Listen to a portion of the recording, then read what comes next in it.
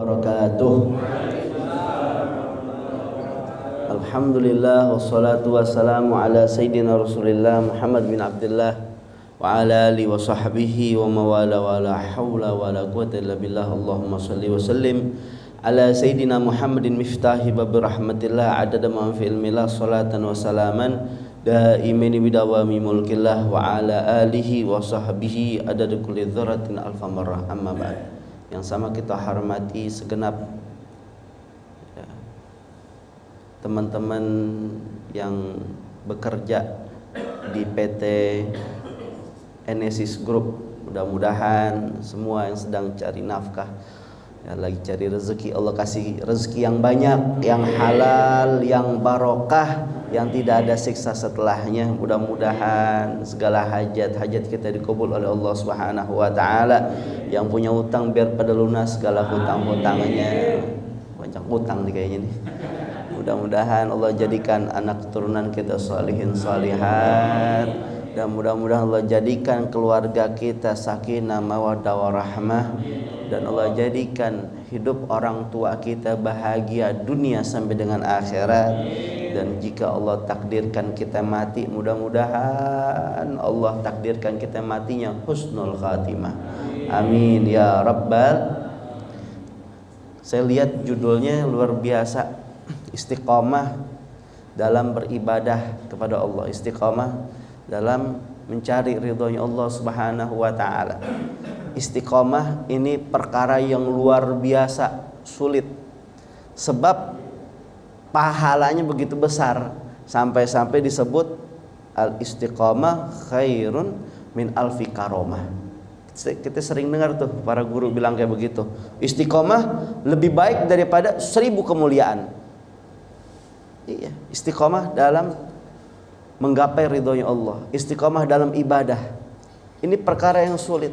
Kita kadang-kadang tuh mau belajar istiqomah, ngamalin sesuatu, istiqomah dalam zikir, istiqomah dalam hal sedekah, istiqomah dalam kebaikan, istiqomah mau hadir ke majlis, itu terkadang sulit sebab pahalanya besar.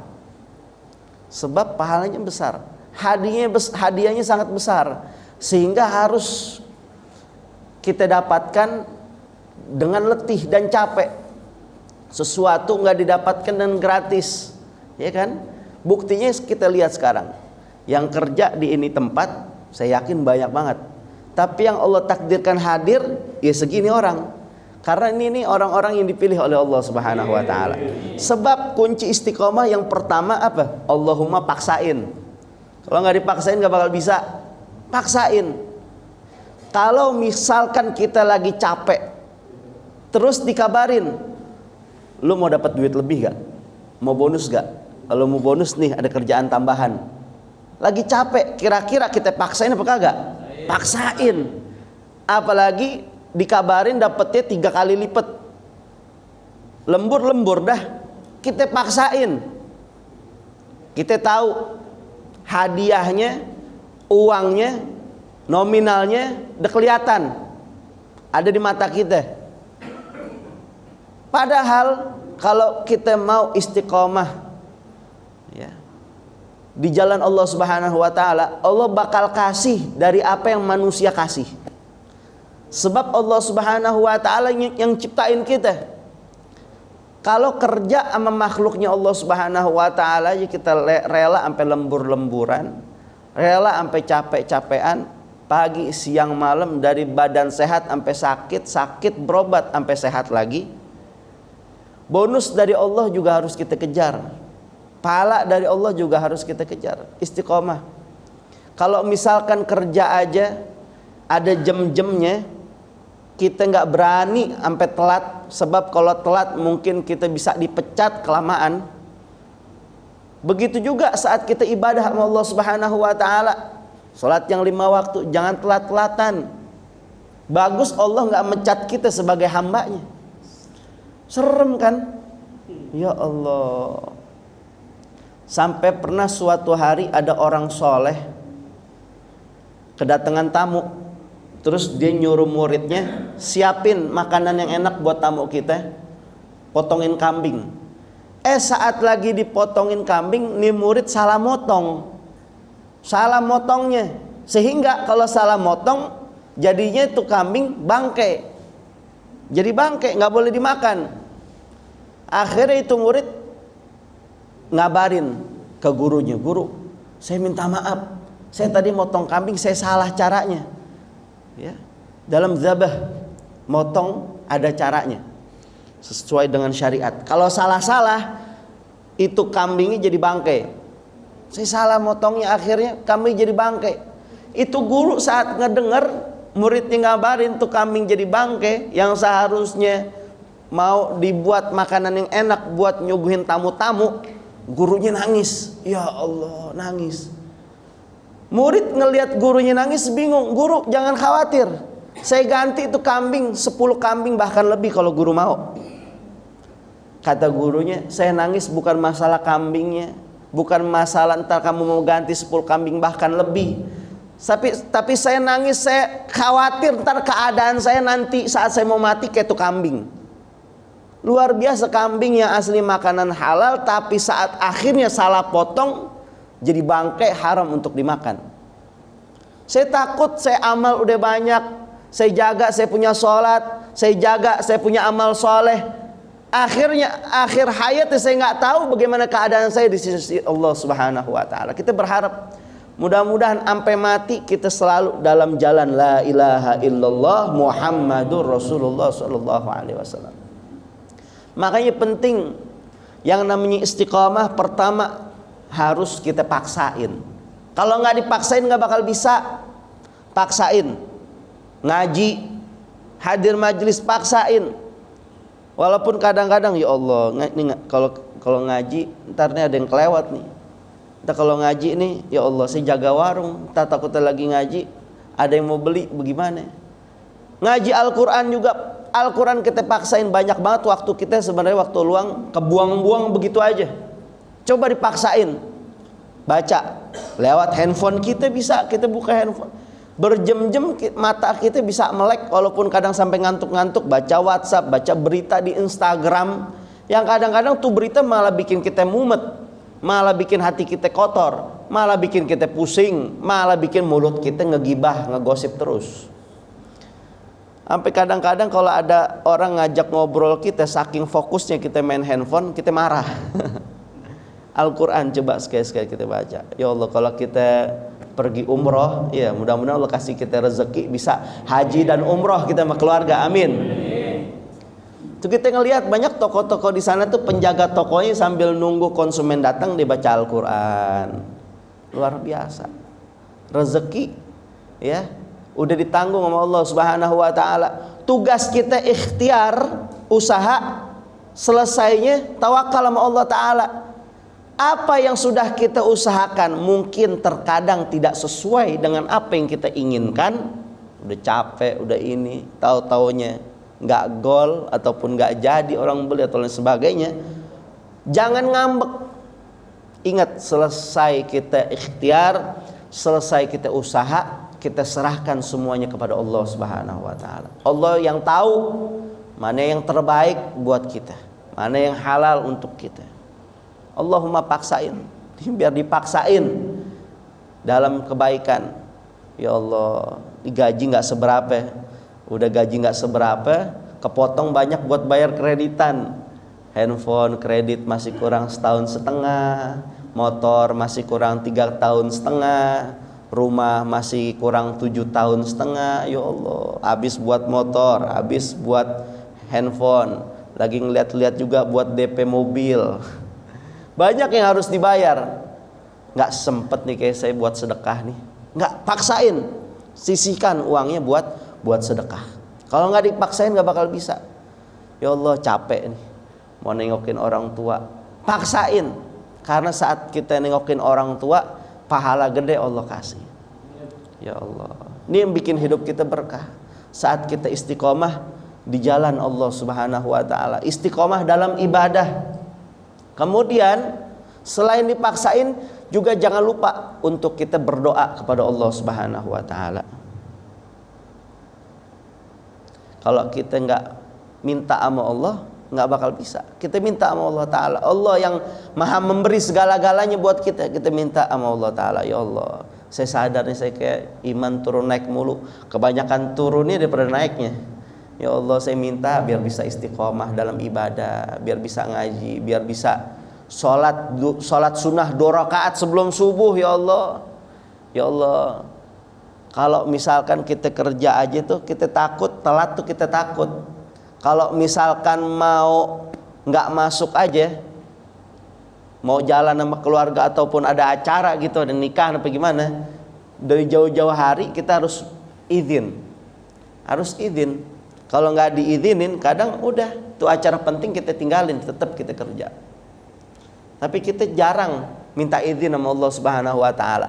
Di saat kita mau mengerjakan sesuatu, udah kita kerjain kadang-kadang sesuai kehendak kita tanpa musyawarah sama Allah Subhanahu Wa Taala. Jangan lupa istikharah sama Allah Ta'ala, tanya sama Allah Ta'ala, ya Allah, minta petunjuk sama Allah Ta'ala, ini baik apa enggak, ini gimana nih, saya punya anak, minta sama Allah Subhanahu Wa Ta'ala, banyak-banyak berdoa sama Allah Subhanahu Wa Ta'ala. Dan juga pentingnya peranan teman dalam kehidupan kita, ya. Pepatah Arab mengatakan, man jalis janis, siapa orang yang duduk sama satu golongan, maka dia akan mirip sama golongan tersebut. Emang berteman sama siapa aja boleh, tapi kan kita tahu tuh, tadi saya bilang iman kita tuh turun naik, cuman banyakan turunnya daripada naiknya. Kita berteman sama orang-orang yang baik, sama teman-teman yang suka sedekah, teman-teman yang suka tutup aurat, teman-teman yang suka ngingetin kita kebaikan. Ya Allah, bukan teman-teman yang malah kita dekat sama dia, kita jadi berbuat dosa. Kerjanya tiap hari ngegibah terus, ngegosip terus. Orang yang suka ngegibah, orang yang suka ngegosip, yang suka ngomongin orang, tuh ibarat dia udah sholat luar biasa rajinnya, sedekah udah cakep banget banyaknya, zakat udah ditunaikan, haji lagi daftar, amal-amal soleh yang lain juga Masya Allah. Tapi tiap hari penyakitnya ngegosip, ngegibah. Seperti dia pergi ke SPBU, kata abang-abang di SPBU, Mas, Mbak, mulai dari nol, habis amalnya. Ibarat ember diisi air, cuman embernya bocor, nggak penuh-penuh. Transfer dosa, tuh dosa orang yang kita gibahin pindah ke kita, kemudian pahala kita pindah ke dia. Ya Allah, nggak mau kita jadi orang-orang yang muflis, kata Nabi Muhammad, orang-orang yang rugi. Kita maunya apa? Transfer duit nggak apa-apa dah, transfer dosa mau ngapain? Makanya penting peranan teman dalam kehidupan kita. Hati-hati, kita punya anak, kita perhatiin sama siapa dia berteman. Kadang-kadang kita kalau lagi ngumpul sama teman juga, ya Allah, kita suka maksain teman kita buat ridho dengan bercandaannya kita. Kadang kalau lagi bercanda tuh sampai kita tumbangin hatinya teman kita yang lain buat bahan bercandaan. Ya Allah, banyak-banyak kita minta ampun sama Allah Subhanahu Wa Taala. Kemudian Nabi berpesan di akhir zaman saat ini, ya, satu hadis yang disampaikan oleh sahabat Nabi yang bernama Abu Hurairah radhiyallahu anhu. Abu Hurairah ini bukan namanya siapa? Namanya ada banyak versinya, tapi sebagian besar ulama berpendapat namanya Abu Hurairah adalah Sayyiduna Abdurrahman bin Sakhar radhiyallahu anhu. Beliau termasuk mukatsirin fil hadis, yang paling banyak meriwayatkan hadis dari Nabi Muhammad, sampai 5.000 hadis lebih. Padahal Abu Hurairah masuk Islamnya tuh setelah Nabi hijrah, setelah Nabi di Madinah.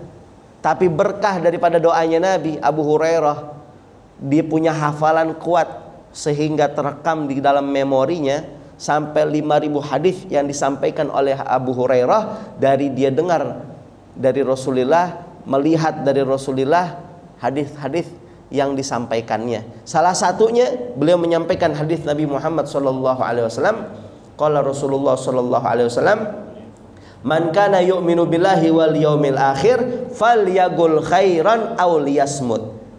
Wa man kana yu'minu billahi wal yaumil akhir falyukrim jarahu. Wa man kana yu'minu billahi wal yaumil akhir falyukrim dhaifahu.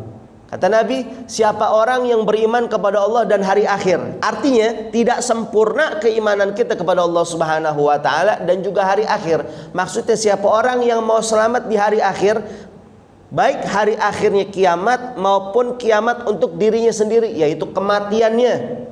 Kata Nabi, falyagul khairan aw liyasmut. Berkata yang baik atau diam. Pepatah Arab mengatakan idza takallama fiddah fasukutu dzahab. Apabila berbicara itu bagaikan perak, maka diam itu emas.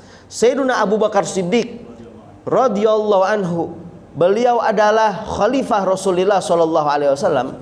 Seringkali didapati saat keluar rumah ditaruh di dalam mulutnya batu. Kenapa? Menunjukkan bahwa sosok Abu Bakar Siddiq adalah sosok orang yang gak mau banyak bicara, gak mau banyak ngomong. Sebab kita lihat sekarang banyak orang ribut berantem sama tetangga, sama saudara. Bahkan rumah tangga hancur gara-gara gak bisa jaga lisan. Sampai luar biasa bahaya kita punya lisan yang nutupinnya aja sampai 2, gigi sama mulut. Orang kalau gigi mulut ketutup kagak bakal bisa dia ngomong. Tapi kalau udah kebuka bakal ngomong seada-adanya. Disebutkan di dalam kitab Risalatul Muawwanah, Al-Habib Abdullah bin Abdul Haddad Sahibur Ratib, beliau mengatakan, tafakkur qabla an tagul, fa in khair fagul wa in syar fasmut. Orang yang pinter tuh dia bakal berpikir dulu sebelum dia berkata. Sekiranya kalau yang diucapkannya baik, maka ucapkan. Tapi kalau sekiranya bakal diucapkannya, yang bakal keluar dari lisannya adalah kata-kata yang gak baik atau bikin orang kecewa atau sakit hati, diem mendingan. Sayyidul Habib Umar bin Muhammad bin Salim bin Hafid, beliau mengatakan, nih zaman nih sekarang nih waktunya kita banyak-banyak tutup mulut, buka kita punya tangan. Jangan kebalik, tangan ditutup, mulut dibuka. Ngomong mulu, nggak ada habis-habisnya. Tapi tangannya ditutup, pelit bin koret bin medit hidup lagi. Jangan jadi orang yang pelit, biar jadi orang yang dermawan. Kemudian Nabi berpesan, "Waman kana yu'minu billahi wal yawmil akhir falyukrim jarahu." Siapa orang yang beriman kepada Allah Subhanahu wa taala dan hari akhir, maka muliakanlah tetangga. Biar baik sama tetangga. Jangan jadi tetangga yang jahat. Jangan jadi tetangga yang buruk. Jangan jadi tetangga yang usil, tetangga yang hasut. Kalau tetangga sebelah rumahnya apa temannya ada barang baru, mobil datang ke rumah, paling boleh kredit tuh. Jangan hasut sama tetangga, jangan hasut sama teman. Gak bisa ngelihat orang lain bahagia. Itu penyakit hati, bikin hatinya capek aja kayak begitu. Girang, udah orang lain girang, kita kudu girang dalam kebaikan. Orang dulu kalau misalkan dibagi makanan sama tetangga, dibawain piring, bawain pakai mangkok, ntar balik tuh piring mangkok pasti ada isinya lagi, nggak dalam keadaan kosong. Orang sekarang luar biasa, datang piring mangkok ke rumahnya, dipindahin sampai rumah ke piringnya dia, dibalikin piring kotornya. Ya Allah.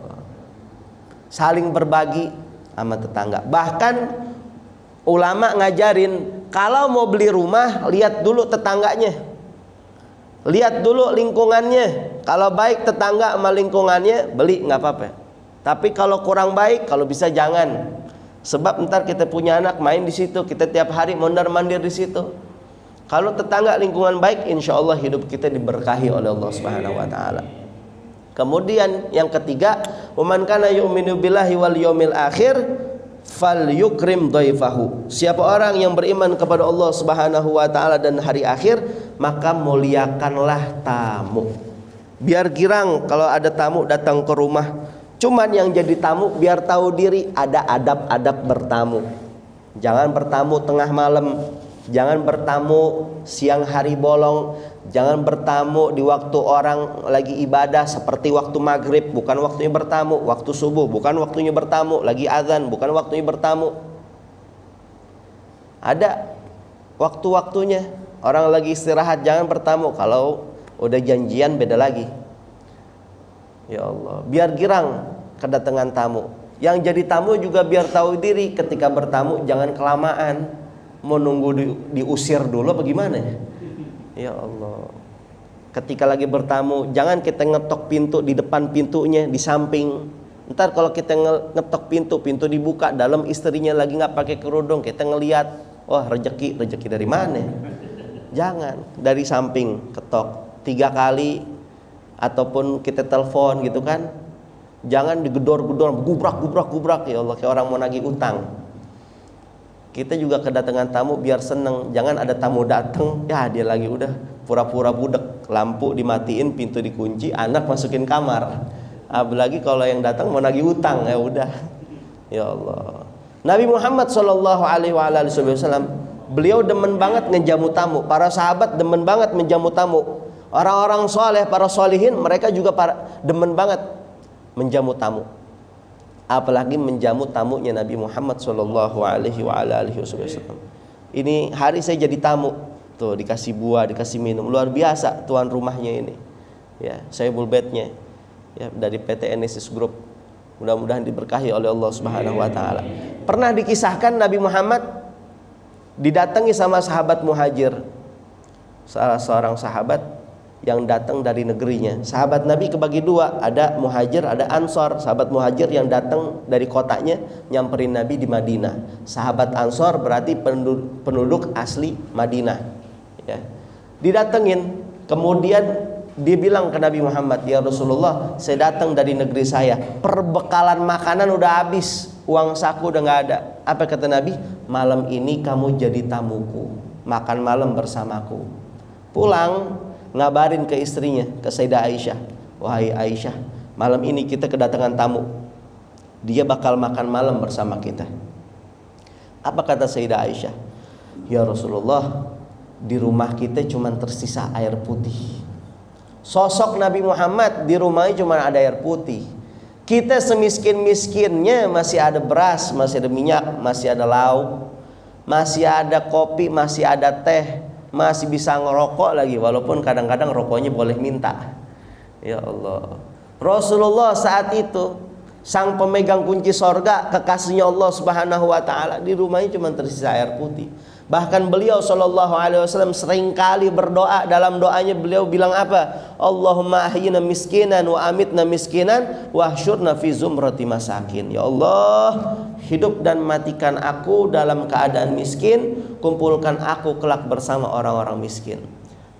Kalau versi saya punya guru Al-Ustadz Al-Habib Ali bin Abdurrahman As-Segaf, miskin yang dimaksud oleh Rasulullah adalah tawadhu, rendah hati. Rasulullah berdoa biar dunia akhirat dikumpulkan bersama orang-orang yang rendah hati, yang tawadhu, yang tidak sombong. Dan kabar gembira untuk orang-orang yang tawadhu, orang-orang yang tidak sombong, punya kedudukan yang luar biasa nanti di akhirat bersama Nabi Muhammad sallallahu alaihi wasallam. Rasulullah yang milih untuk hidup miskin. Rasulullah yang milih untuk hidup sederhana. Pada aslinya Rasulullah bukan miskin, bukan orang yang miskin. Rasulullah kalau mau apapun sama Allah dikasih segala-galanya. Tapi beliau sallallahu alaihi wasallam yang milih untuk hidup sederhana. Kalau kita mah disuruh milih, ya Allah, kagak ada yang berani, nggak ada yang mau. Kita maunya mah kaya, kita mau kaya. Mudah-mudahan Allah kasih kita kaya dunia sampai dengan akhirat. Amin. Udah cukup kita miskin di dunia, jangan sampai juga miskin di akhirat. Udah cukup kita bangkrut di dunia, jangan sampai nanti bangkrut juga di akhirat. Ya Allah. Rasulullah SAW beliau panutan kita. Kalau Rasulullahnya kaya, mungkin kesian orang-orang miskin nanti bagaimana dia mau mencontoh Nabi Muhammad. Tapi Rasulullahnya dalam keadaan miskin, Rasulullahnya sederhana, jadi nggak ada alasan untuk siapapun, baik si kaya dan si miskin, untuk tidak mencontoh dan mengikuti syariat yang dibawa oleh Nabi Muhammad sallallahu alaihi wasallam.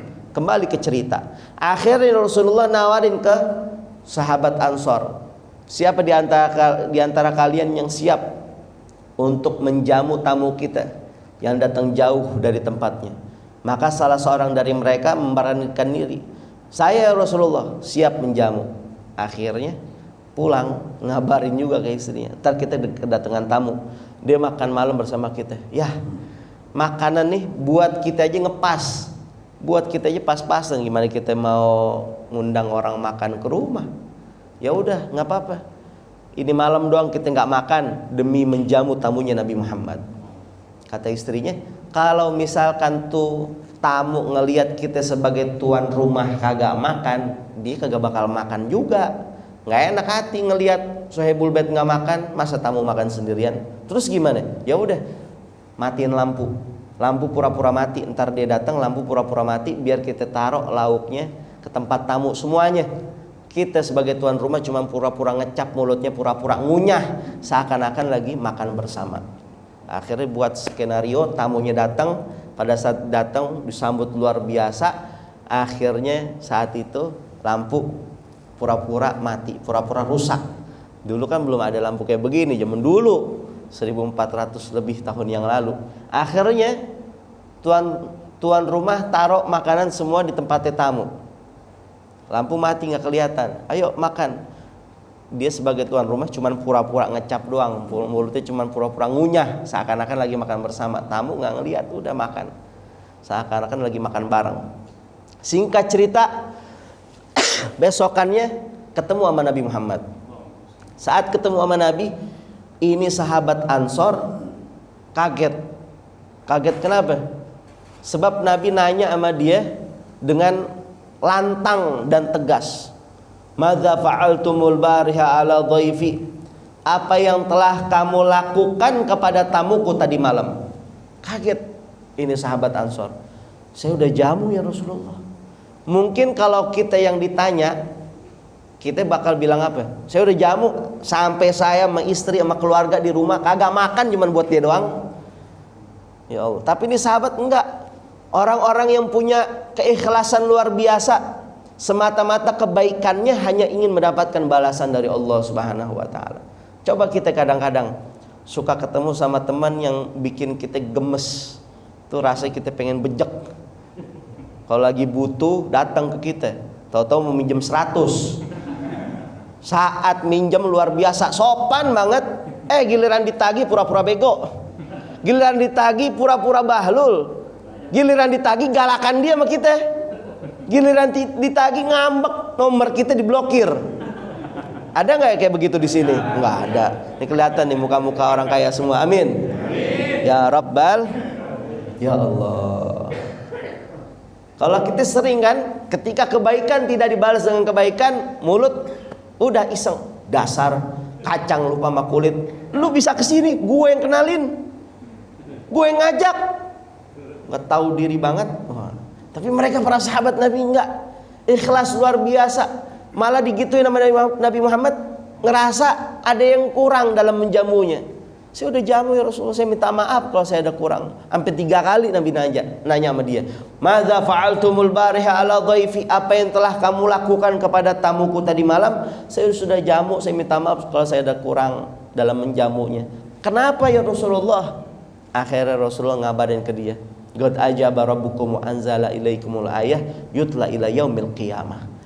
Gara-gara perbuatanmu sama istrimu tadi malam, sampai-sampai Allah takjub dan kagum dengannya, sampai turun firman Allah Subhanahu wa taala, ayat suci Al-Qur'an yang bakal terus dibaca sampai yaumil qiyamah. Maka saat itu Nabi Muhammad membacakan firman-Nya Allah Subhanahu wa taala di depan sahabat Ansor, a'udzubillahi minasyaitonirrajim, wa yu'thiruna ala anfusihim walau kana bihim qasasa. Mereka orang yang senantiasa lebih mementingkan kebutuhan orang lain daripada kepentingannya, walaupun dirinya juga dalam keadaan yang membutuhkan. Mereka orang yang telah membuat kagum Allah dan telah membuat senyum di wajah Nabi Muhammad sallallahu alaihi wasallam. Siapa mereka?